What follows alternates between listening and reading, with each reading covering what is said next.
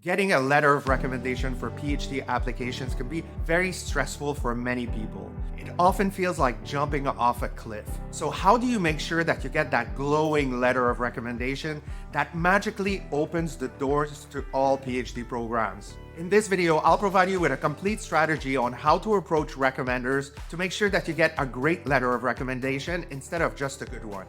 You don't want to miss this, so let's get into it.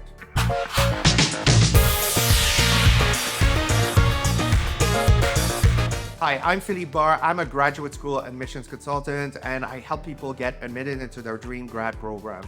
As a former professor, I've written quite a lot of letters of recommendation for PhD programs, and I've written some really good ones, and I've written also really great, outstanding letters. And to tell you the truth, the difference between me writing just a good letter versus writing an excellent one really had to do with how I was approached by students to get that letter. So if you are worried about the content of the letters of recommendation that you will receive for your PhD applications, it's really important to have a strategy and to make sure that you approach your professor the right way. And I will share exactly how to do this in this video. A lot of PhD applicants see letters of recommendation as a mere formality. They think that if they get a positive letter for a class where they got an A, that should be enough to get them in. Actually, what a letter of recommendation says about you can carry a lot of weight. It can literally make or break an application. So getting that letter is only one part of the equation. There are a few steps that you can take to make sure that you exert some kind of control on the content of that letter to make sure that you get a letter of recommendation that makes you stand out. In my view, the best strategy to make sure that you get a letter of recommendation for PhD that is extra strong is to put yourself in your recommender's shoes. Knowing and understanding the circumstances and the perspective of your recommenders is key to approach them correctly and securing the best letter of recommendation for yourself. The first thing that you need to know is that professors receive a lot of requests for letters of recommendation, and unfortunately, these requests usually arrive all at the same time, which can be very overwhelming for professors. So if you are applying for a PhD program, you probably know by now that deadlines are between December 1st and January 15th. And so a lot of these requests are usually received by professors around the end of the fall semester, which is a very busy time for them. They usually have to turn in exams, correct papers, they have faculty meetings, etc., etc. And they receive all these requests usually around the same time, which can be very overwhelming for them. To deal with this large influx of requests, professors have two options. They either write a letter from scratch or they have a go-to template that they simply tweak depending on how great the students did in their class. As a PhD applicant, you want to stay away as much as possible from these types of templates, and you want to receive a letter of recommendation that's going to be completely personalized to you. This is really what distinguishes a great letter of recommendation from just a good one. As a former member of admissions committees for PhD programs, I've read hundreds of applications, and it's fairly easy to spot a letter of recommendation that is just a fill in the blanks. These kinds of letters are usually dull and pretty generic, and they tend to get lost in the pile of applications. And so it's really difficult for you as an applicant to stand out if you receive these types of letters. So what makes a great letter of recommendation for PhD? Let's break down the key elements that make a letter truly stand out. First off, a great letter of recommendation should be detailed and specific. Generic letters where a professor just basically fill in your name and list a few basic achievements won't cut it. Admissions committees want a personal touch. They want to know what truly makes you unique and a strong candidate for their program. This means that professors should include specific examples of your work, your character, and your achievements. A great letter of recommendation for a PhD also highlights key skills and qualities. Did you excel in a particular course or while working on a specific project? When you worked with others, were you a team player? It's really important that your letter of recommendation paints a complete picture of your potential and capabilities as a future PhD applicant. A strong letter of recommendation for PhD should also match your research interests and goals. Ideally, you want your recommender to talk about your passion for the field and how they've seen you engage with it meaningfully. This validates your story and shows consistency in the pursuit of your academic and research goals. A great letter of recommendation for PhD also includes a strong endorsement. You want strong sentences like "I strongly recommend," or "why not? This is the best student I've ever had in my entire career." It's really important overall that your letter of recommendation provides a strong endorsement and demonstrates that your recommender is believing in your ability to be successful in your target program. Finally, what makes a great letter of recommendation for a PhD is all about contextual background. So in addition to these bold statements that I'm talking about, you want a letter that provides a bit of context about your profiles. Your recommender should talk about how they got to know you, how well they know you. They should provide specific examples where they saw you thrive or saw you interact with others, etc., etc. You want to stay away from statements that do not provide depth. The most important step is to start early. It's really important to understand that getting a letter of recommendation is more than just sending an email and waiting for that letter. It should be understood as a process. The earlier you start the process of seeking these letters of recommendation, the better they will be. This means that you should start thinking about your letters of recommendation as soon as you have targeted the programs you'd like to apply to. You should do this before you even tackle the statement of purpose or the resume. As you'll see in the rest of the video, it is quite time consuming and it involves a lot of preparation to get the best letter of recommendation possible. So if you're watching this video, don't wait, start now. So what do you do if you have a few recommenders in mind and you don't know which one to pick? Well, this is when it's really handy to start the process early. I highly suggest engaging with these recommenders and look for that potential connection between you and them. You want people who are going to be enthusiastic about your plans. You want people who are going to be warm. You want people who are going to actually remember you. I mean, it sounds a little obvious, but sometimes people are a little bit more distant. So you want to look for indications that you can have a strong personal connection with your recommender, because this personal connection can play a huge role in the quality of the letter you received.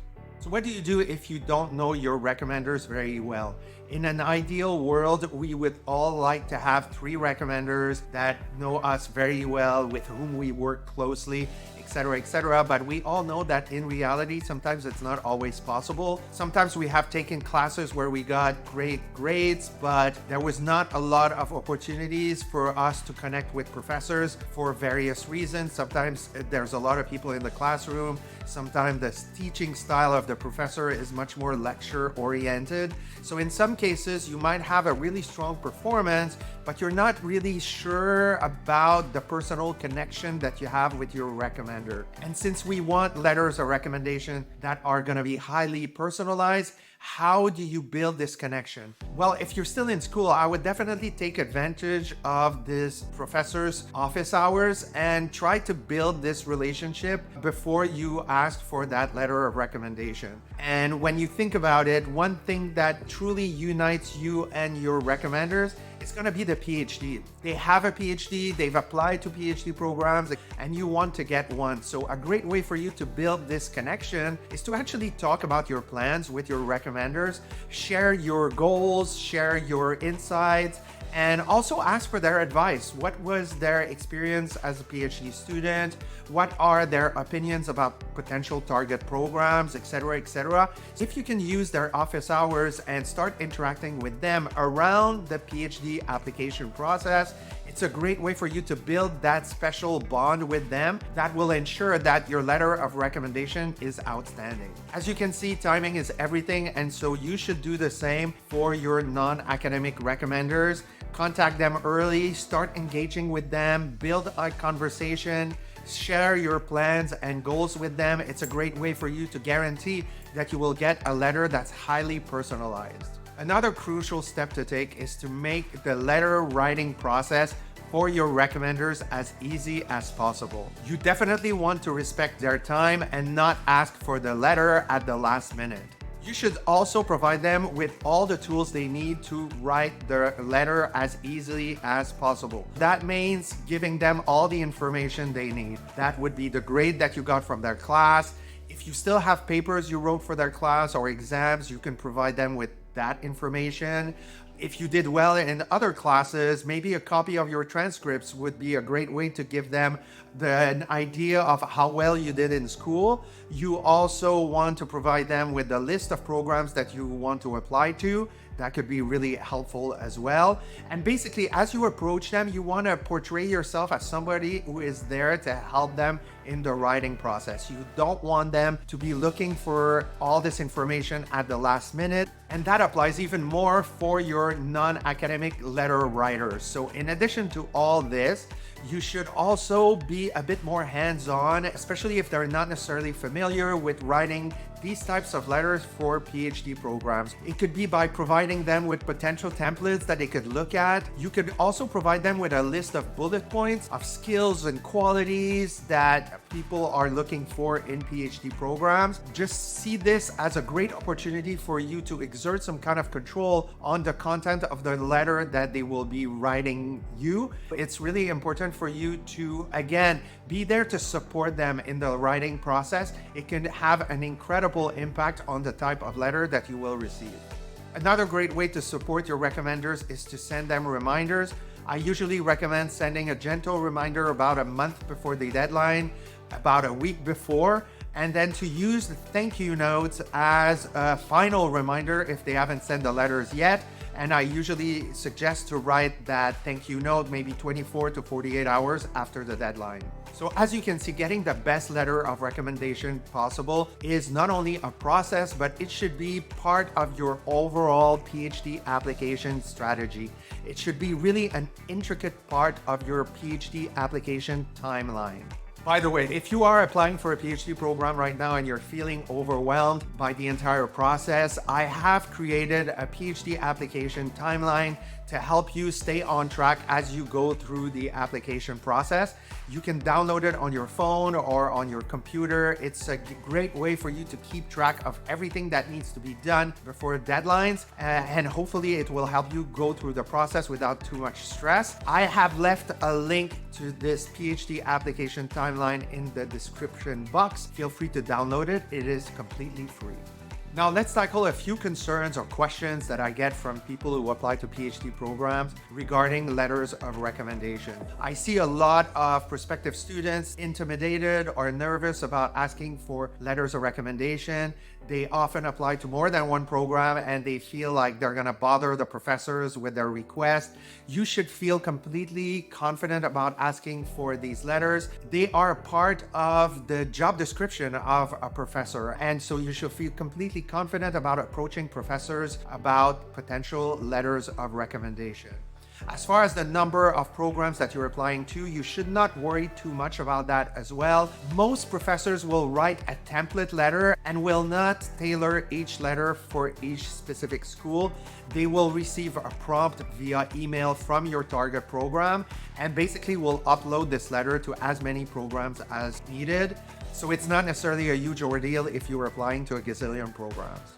A lot of applicants are also worried about having non-academic recommenders. It is normal if you have been out of school for quite some time to have letters of recommendation from people who are not necessarily professors. As long as they are well written and as long as you have been hands-on, as I've described previously, when approaching your recommender, and that the letters are highlighting your research skills, you should not be too worried about getting letters that are not from professors. If they are well written and if they paint a clear picture of who you are and of your potential as a researcher, they're as good as academic letters.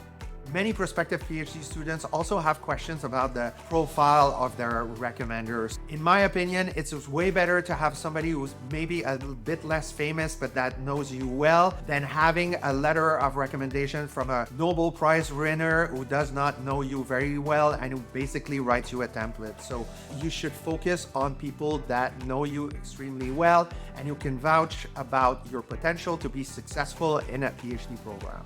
A lot of PhD applicants are also nervous about their letters of recommendation arriving past the deadline, and they wonder if receiving a letter past the deadline will have any negative impact on their application. In general, no. Admissions committees know that applicants are not completely in control of when their recommenders will send a letter. If that were the case, that a letter arrived a little later, it will not cast an unbearable shadow on your application, and you should not worry too much about this. If they were to not have the letter when they evaluate your application, they simply will contact the recommender to get that letter as soon as possible. You should not stress out too much. As long as you have taken all the right steps for the letter to be sent on time, reminders included, etc., it's out of your hands once the deadline is passed. Finally, a lot of PhD applicants have questions about waiving their right to see their letters of recommendation. Should I or should I not? Overall, if you've taken all the steps that we've talked about getting the right letter, you should be confident enough to waive this right. But overall, the protocol is to waive your right of seeing this letter of recommendation. It basically notifies your recommender that you trust their opinion, etc. If you were not to waive this right, would that penalize you and have a huge impact on admissions decisions? Probably not, but I guess it's just a matter of taste and preference. But in general, I suggest to waive your right to see these letters and to make sure that you've checked all the boxes before you send your request to professors.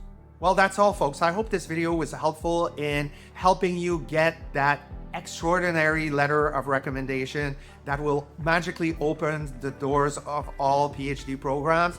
If you are interested in knowing more about the application process, and especially if you have questions about selecting the right PhD program for you, I invite you to take a look at this video where I break down elements that you should look for as you select PhD programs. On that note, thanks for watching this video, and I'll see you in the next one. Bye.